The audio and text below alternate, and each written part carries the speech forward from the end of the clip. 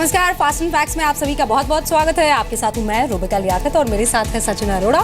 शुरू करते हैं फास्ट एंड फैक्ट्स, सारी खबरें पूरी रिसर्च के साथ। 5 राज्यों में चुनाव के बाद आज पहली बार पीएम मोदी ने देश से मन की बात की। रेडियो पर मन की बात कार्यक्रम का 30वां एपिसोड प्रसारित किया गया। अपने कार्यक्रम में पीएम मोदी ने कई अहम मुद्दों को उठाया। पीएम मोदी ने भगत सिंह, सुखदेव और राजगुरु को याद करते हुए कहा कि युवाओं को जब भी मौका मिले उन्हें शहीदों की समाधि पर जरूर जाना चाहिए। पीएम ने महात्मा गांधी को भी याद किया। मोदी ने आज खाना बर्बाद करने और डिप्रेशन से जूझ रहे लोगों की समस्याओं को भी उठाया। पीएम मोदी ने प्रदूषण की समस्या से निपटने के लिए लोगों से ये भी कहा कि वो कम से कम हफ्ते में एक दिन पेट्रोल डीजल का प्रयोग न करने का संकल्प लें। आपने कभी सोचा है कि हम जो ये जूठन छोड़ देते हैं उससे हम कितनी बर्बादी करते हैं? क्या कभी सोचा है कि अगर जूठन न छोड़े तो ये कितने गरीबों का पेट भर सकता है? मैं देशवासियों से कहना चाहूंगा कि डिप्रेशन ऐसा नहीं है कि उससे मुक्ति नहीं मिल सकती है। एक मनोवैज्ञानिक माहौल पैदा करना होता है और उसकी शुरुआत होती है, पहला मंत्र है डिप्रेशन के सप्रेशन के बजाय इसके एक्सप्रेशन की जरूरत है। अगर हर नागरिक संकल्प करे कि सप्ताह में एक दिन मैं पेट्रोल डीजल का उपयोग नहीं करूंगा अपने जीवन में। पीएम मोदी ने मन की बात कार्यक्रम की शुरुआत 3 अक्टूबर 2014 को की थी।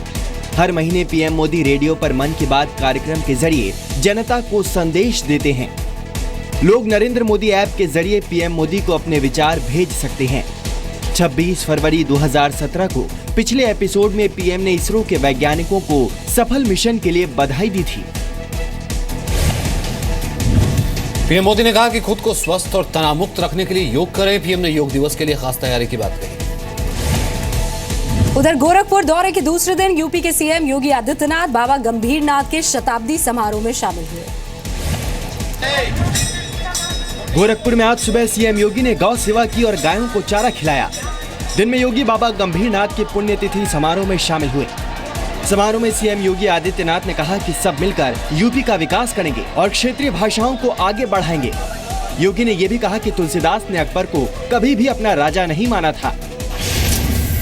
उत्तर प्रदेश की सरकार हिंदुस्तानी एकेडमी को एक नया स्वरूप देकर के क्षेत्रीय भाषाओं को मजबूती प्रदान करने में अपना पूर्ण योगदान देने का भी कार्य करने जा रही है। उनके एक सिपहसालार जब तुलसीदास के पास पहुंचते हैं और कहते हैं कि दिल्ली का बादशाह आपको बुला रहे हैं, तो उन्होंने कहा बादशाह क्या है? उन्होंने कहा दिल्ली का राजा। उन्होंने कहा देखिए मेरा तो एक ही राजा है और वह है भगवान राम। योगी ने आज गोरखपुर में बीजेपी सांसदों और विधायकों के साथ बैठक भी की और क्षेत्र में पार्टी का आधार बढ़ाने पर चर्चा की। कल योगी ने कहा था कि यूपी में सबका विकास होगा और तुष्टीकरण किसी का नहीं किया जाएगा।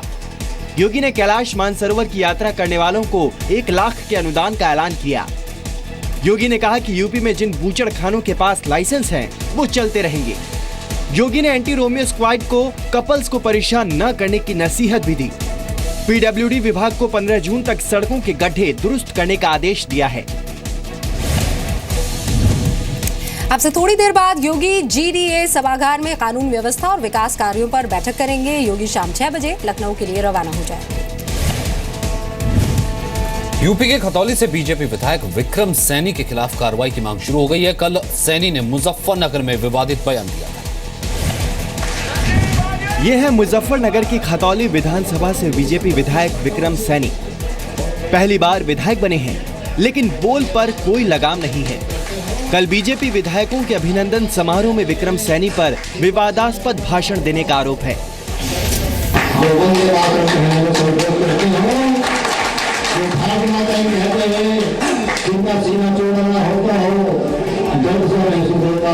मैंने वादा किया था ऐसे लोगों के हाथ पर टूटा दूंगा। माता मारते हो, उसकी हत्या करते हो, ऐसे लोगों के हाथ पर टूटा दूंगा। जेडीयू ने सीएम योगी आदित्यनाथ से विधायक पर कार्रवाई की मांग की है।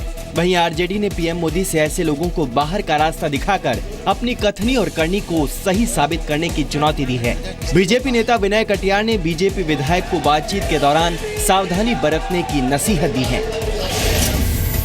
सबका साथ, सबका विकास, भेदभाव किसी के साथ नहीं, इसको मूल मंत्र मान करके उस विधायक के खिलाफ मुख्यमंत्री कार्रवाई करेंगे तो हमें तसल्ली होगी। कोई व्यक्ति हाथ पैर तोड़ने की धमकी दे दे और वो संविधान पे शपथ ले रहा है, संविधान का घोर अपमान है, उसकी मर्यादा को तार तार करना है। प्रधानमंत्री जी, आप अपनी कथनी और करनी के फर्क को मिटाइए, इस तरह के लोगों को किनारा दिखाइए। अब बातचीत में सावधानी बरतनी चाहिए, किसी का हाथ पैर तोड़वाने से काम नहीं चलेगा।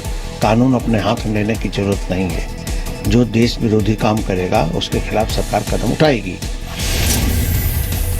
कल मुजफ्फरनगर जिले में बीजेपी विधायकों की जीत का अभिनंदन समारोह था। समारोह में यूपी के मंत्री सुरेश राणा और केंद्रीय जल संसाधन राज्य मंत्री डॉक्टर संजीव बालियान भी मौजूद थे। सैनी के बोल को सुनकर मंच पर मौजूद बीजेपी नेताओं ने रोकने की भी कोशिश की, लेकिन सैनी बोलते गए। बाद में न रुकने पर सैनी का भाषण बीच में ही खत्म करा दिया गया।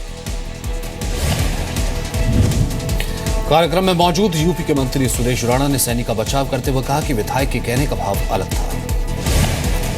उत्तराखंड सरकार ने NH 74 भूमि मुआवजा घोटाले की CBI जांच की सिफारिश की है। मुख्यमंत्री त्रिवेंद्र सिंह रावत ने CBI जांच की सिफारिश करते हुए 240 करोड़ के कथित घोटाले से जुड़े 6 आरोपी अफसरों को भी सस्पेंड कर दिया है। सरकार के मुताबिक नेशनल हाईवे नंबर 74 को बनाने के लिए 2010 से 2015 के बीच जमीन अधिग्रहण की गई थी, लेकिन खेती की जमीन को गैर कृषि भूमि के तौर पर दिखाया गया था। चुनिंदा लोगों को जमीन के मुआवजे के तौर पर तय राशि से 20 से 25 गुना ज्यादा मुआवजा दिया गया, जिससे सरकार को करीब 240 करोड़ का नुकसान हुआ। भ्रष्टाचार के खिलाफ बड़ी कार्रवाई करते हुए सीएम त्रिवेंद्र सिंह रावत ने कहा है कि इस मामले में किसी को बख्शा नहीं जाएगा। जो राष्ट्रीय राजमार्ग संख्या 74 के लिए जो भूमि अधिग्रहण की गई, उसमें गंभीर वित्तीय अनियमितताएं प्रारंभिक जांच में सामने आई हैं, जो लैंड यूज चेन से संबंधित है। कृषि से अग्रसित भूमि का जो विधिक जो प्रक्रियाएं हैं, उसका घोर उल्लंघन हुआ है। प्रारंभिक जांच में जो 18 मामले सामने आए हैं, लगभग 240 करोड़ का राजस्व का घाटा राज्य को हुआ है। हम भ्रष्टाचार के खिलाफ धर्म युद्ध की तरह इस लड़ाई को लड़ने वाले हैं। कोई भी होगा वो इससे। और इस वक्त जो खबर आ रही है, दिल्ली के दफ्तर में लूटपाट का एक वीडियो सामने आया है। वारदात दिल्ली के मधु विहार इलाके की है, जहां फ्लिपकार्ट कंपनी में रात लुटेरों ने धावा बोला और गार्ड को जमकर बंधक बनाकर लूटपाट की। जी हाँ, मधु विहार इलाके की ये फ्लिपकार्ट की कंपनी है, जहां रात को लुटेरों ने धावा बोला और गार्ड को बंधक बनाकर जमकर लूटपाट की है। बदमाश यहां से करीब 28 लाख रुपए लूटकर फरार हो गए। लूटपाट की इस वारदात का CCTV वीडियो सामने आया है और पुलिस आरोपियों की तलाश कर रही है।